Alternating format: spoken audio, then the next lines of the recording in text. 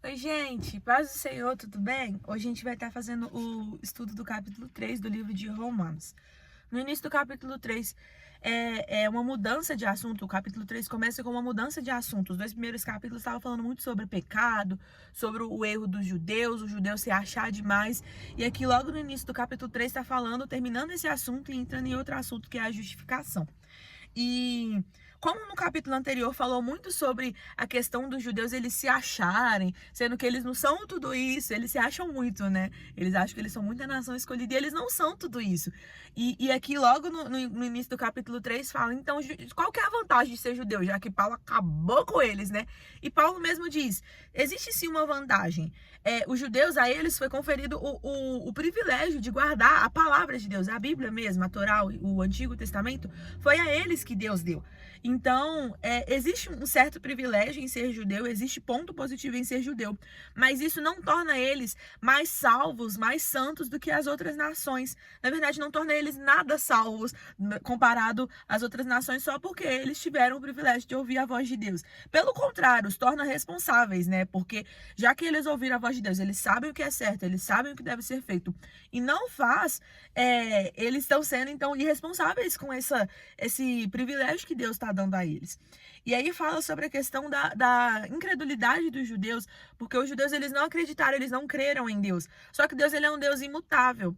Mesmo que os judeus não tenham crido, a promessa de Deus, ela existe. E Deus ele não muda quanto a isso. Ela pode não se cumprir, ou porque os judeus obedeceram, ou teve que mudar porque os judeus não quiseram, mas Deus ele continua imutável. A promessa dele é de salvação e vai continuar sendo. Lá, quando a gente vai estudar Apocalipse, escatologia, tem todas essas questões, mas o assunto aqui não é esse. E aí existe essa questão de que Deus, então, ele é injusto, ele não é fiel porque a gente foi incrédulo. E não é. Deus, ele continua sendo justo, independentemente da nossa incredulidade, da nossa inconstância, das nossas falhas.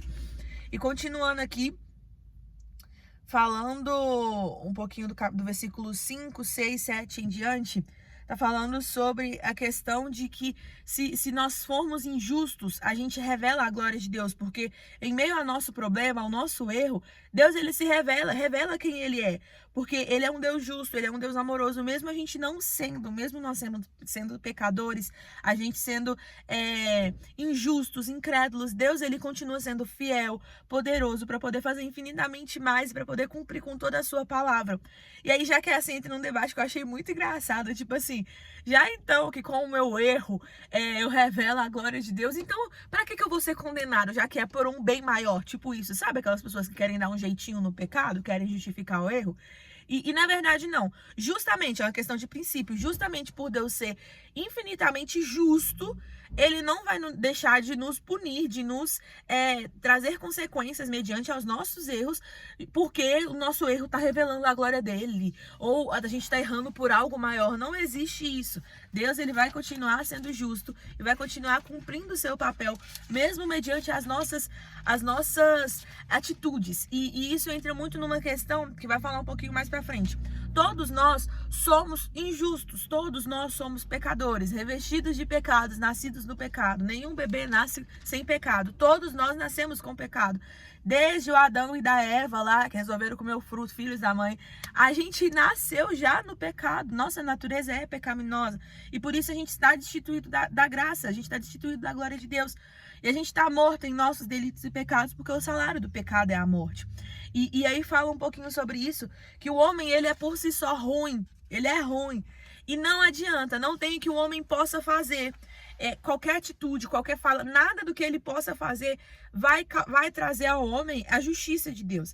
Nada do que nós possamos fazer, nossas falas, atitudes, nada do que a gente faz de nós salvos, sabe? E é isso que entrou aqui nos judeus. Eles achavam que por cumprir a lei, eles seriam salvos. E de fato, antigamente, no Antigo Testamento, era por meio da obediência à lei que você seria salvo.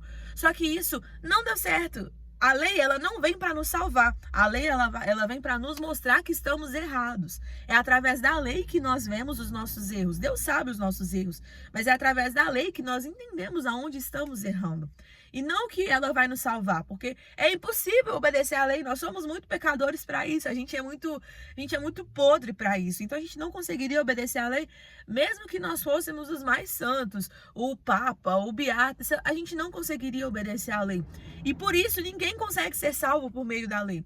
E a lei, ela vem para isso. Eu já me perguntei muito, mas então, já que a lei não vai salvar, para que ela existe? Um conjunto de regras, justamente para isso, para mostrar pra gente o que a gente deve fazer, como a gente deve andar.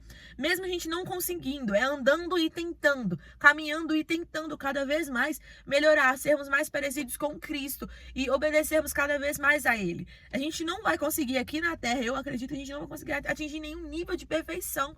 A gente não vai conseguir ser 100% perfeito, sem pecados aqui. Acho que a gente não consegue. Mas é caminhando e tentando. E é essa caminhada que agrada ao Senhor. É a nossa tentativa, o nosso coração disposto que vai agradar ao Senhor. E não as nossas obras, e não a nossa obediência à lei. O judeu, ele é um povo muito religioso. A gente tem as seitas, né? Os fariseus, saduceus e essa turma toda. Eles são muito hipócritas. Principalmente os fariseus, a característica principal deles é serem hipócritas. Falarem muito a lei, ensinarem muito a lei e não cumprir. Sabe? E a gente não pode ser desse jeito. A gente tem que sim obedecer à lei. A graça não anula a lei. Paulo fala isso. Mas a lei, ela não salva ninguém. Então a gente não pode obedecer com esse peso. A gente tem que tentar cada dia mais obedecer. Mas não assim, meu Deus, se eu não obedecer eu vou pro inferno. Não. Porque na verdade o que nos leva para o céu é o sacrifício de Jesus que veio para nos salvar e nos redimir. É por meio da fé no sacrifício de Jesus que a gente vai para o céu, que a gente é salvo. Existem muitas discussões teológicas no meio disso tudo, mas eu não vou entrar nisso. Eu vou deixar para vocês teólogos, porque eu sou uma mera leitora da Bíblia e é apenas isso. Aqui... A graça e a lei, elas se completam, né? Vem cá. Não há nenhum... Não quer aparecer. Vem cá. Uma voz do infinito falando. A graça e a lei, elas se completam. Não, acredito que não pode se dizer qual é mais importante dos dois. É como se fosse um avião. Cada asa do avião fosse a graça e a outra fosse a lei. Qual que é mais importante para o avião voar? As duas. Tem que ter as duas. Se você vive só com base na graça, você nunca muda. Você vive aquele crente que continua, Deus vai me perdoar. Tem muita gente que peca assim, eu vou pecar aqui agora, mas eu não queria que Jesus vai voltar daqui meia hora. Então daqui a meia hora eu me arrependo. É literalmente isso, ele não quer que Jesus vá voltar agora, então ele se arrepende depois. Vive só 100% pela graça. Agora, pela lei, já é o hipócrita, que ele acha que ele merece alguma coisa. Porque ele faz. Então, no mesmo nível que você vive na graça, no mesmo nível que você vive na lei, você vive no outro, né? Isso. A gente tem que viver. Só que nada tem que ser com peso, gente. A gente tem que entender que nós não vamos conseguir nos levar nós mesmos ao céu. É o Senhor Jesus que fez esse sacrifício e por causa do sacrifício dele que a gente vai ao céu, entendeu? Só que isso não anula o fato de nós termos que ser obedientes, porque se a gente apostatar da fé, sim, a gente vai pro inferno. É engraçado, a gente pode escolher, a gente consegue escolher ir pro inferno, mas ir pro céu é por meio de Jesus mesmo, claro, a gente tem que querer, mas a gente não pode fazer muita coisa, ter fé. É o mínimo básico e às vezes é muito difícil também, né? No versículo 21 fala: mas agora se manifestou sem a lei a justiça de Deus, tendo testemunho da lei e dos profetas. E aqui na minha Bíblia de Estudo fala uma parte muito legal que eu quero ler para vocês, que é para explicar a questão, a etimologia dessa sentença, mas agora. Eu achei extraordinário, eu vou ler para vocês. As palavras mas agora assinalam uma mudança decisiva na argumentação de Paulo. De acordo com o intérprete, os versículos 21 ao 26 constituem o centro do coração de Romanos como um todo. Esse parágrafo, uma única sentença do original grego, constitui uma admirável condensação de teologia. Ele inclui 3 modos de se descrever a obra de Jesus na cruz e os benefícios que procedem do Evangelho: justificação, redenção e propiciação. Cada termo descreve o Evangelho ao apelar para uma esfera diferente da vida antiga. Justificação é um termo dos tribunais. Os pecadores estão condenados ao tribunal de Deus. No entanto, ele declara livremente sem culpa todo aquele que depositar a sua fé em Cristo. Redenção é um termo emprestado do mercado de escravos. Todas as pessoas são escravas do pecado em virtude de sua natureza caída, mas os cristãos são comprados por Deus e libertados para uma nova vida em Cristo. Propiciação é um termo emprestado dos rituais no templo, onde o animal sacrificial, ao ser morto, ficava simbolicamente debaixo da ira de Deus. Jesus recebeu a ira de Deus na cruz. Por nossa fé em Cristo, a ira de Deus é considerada satisfeita e não nos encontramos mais debaixo da ira. A justiça de Deus foi assim manifestada e dada no evento da cruz. Os pecadores obtêm perdão não por sua lealdade à lei, mas pela fé naquele que cumpriu toda a justiça em nosso favor.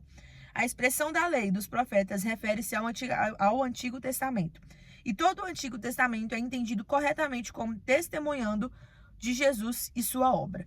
Eu achei essa parte muito legal, fazer essa etimologia em relação às 3 palavras. O que significa essas 3 sentenças lá, do grego e tudo mais. E é real. Jesus, ele veio para fazer isso. Cadê? Eu perdi as 3 palavras. Achei.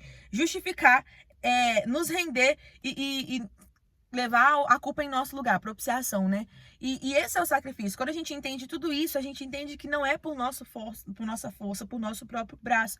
É por Ele. É pela fé nele, no sacrifício dele. Se a gente crê que Ele é o nosso Salvador, nós somos salvos, sabe? E mudamos também, tá, gente? Porque é inevitável.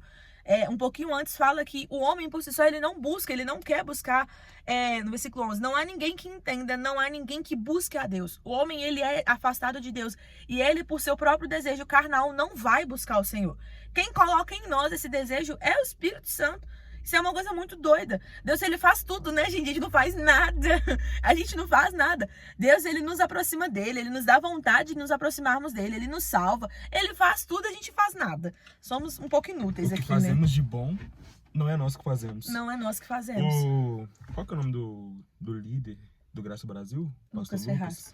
Pastor Lucas Ferraz, ele falou um negócio muito interessante no último Graça Brasil, na pregação dele, que ele diz assim: há muitos coaches que dizem que devemos procurar a nossa melhor versão. Mas nesse livro está escrito que aqui não há nada de bom em nós. Justamente. E Paulo, ele fala isso. Eu não lembro o versículo, mas aqui ele fala sobre isso, que a gente se torna inútil. Nós somos inútil, porque a gente não tem qualidade nenhuma. A gente não serve para nada, a não ser para dar desgosto.